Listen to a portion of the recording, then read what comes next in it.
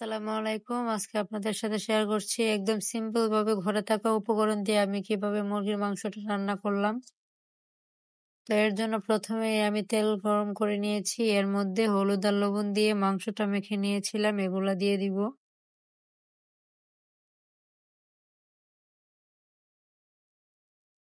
সবগুলো দিয়ে আমি এখন এগুলোকে ভেজে নিব।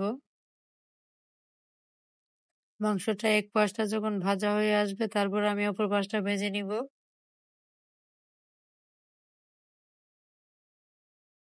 এখন আমি আরেকটা প্যানের মধ্যে একটা পেঁয়াজ কুচি করে কেটে নিয়েছি। তারপর মাংসতে ভেজে রাখা যে তেলটা ছিল, এক্সট্রা তেলটা আমি এটাতে দিয়ে দিব।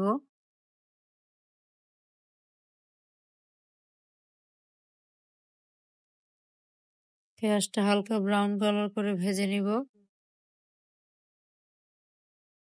আর এর মধ্যে আমি ৩-৪টি এলাচ দিয়ে দিয়েছি।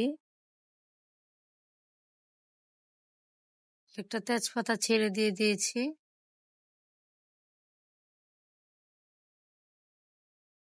এখন এর মধ্যে ৩ টেবিল চামচের মতো আদা রসুন পেস্ট দিয়ে দিয়েছি।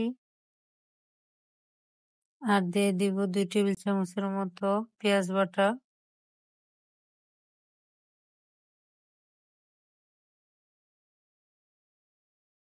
এখন আমি ভেজে নিব। এর মধ্যে অল্প একটু পানি দিয়ে দিব যাতে করে মশলাটা লেগে না যায়।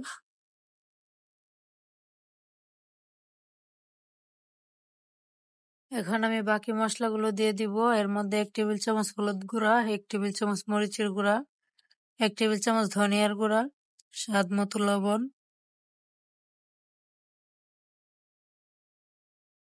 হাফ টেবিল চামচের মতো জিরার গুঁড়া,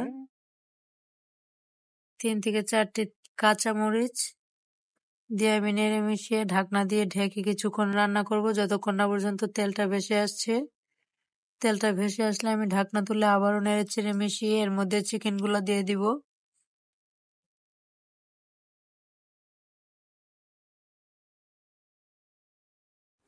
এখন নেড়ে চেড়ে মিশিয়ে নিব।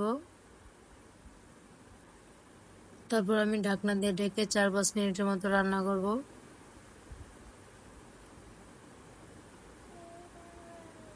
৪-৫ মিনিট রান্না করার পর এখন আমি এর মধ্যে ২ কাপ পরিমাণ পানি অ্যাড করে দিব।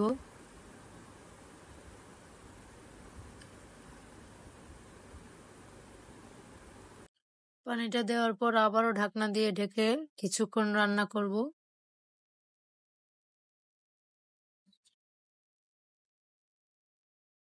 আমার আজকের এই ইজি রেসিপিটি যদি আপনাদের কাছে ভালো লাগে তাহলে অবশ্যই লাইক, কমেন্ট, শেয়ার করবেন এবং চ্যানেলটা সাবস্ক্রাইব করে রাখবেন।